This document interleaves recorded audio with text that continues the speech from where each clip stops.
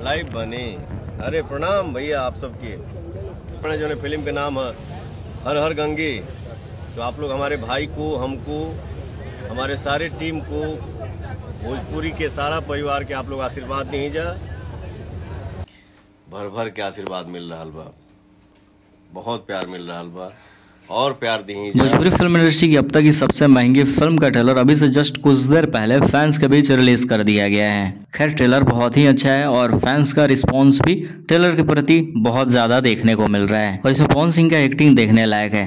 उन लोगों के मुंह पे जोरदार तमाचा है जो लोग भी अब तक बोलते आए थे कि पवन सिंह अच्छी एक्टिंग नहीं कर सकते हैं, क्योंकि पवन सिंह सिंगर भोजपुरी के सबसे अच्छे सिंगर हैं, लेकिन एक्टिंग के मामले में पवन सिंह उतने अच्छे नहीं हैं। तो उन लोगों को एक बार जरूर शेयर कर दे हर हर गंगे का ट्रेलर और दिखाए पवन सिंह का एक्टिंग क्या है।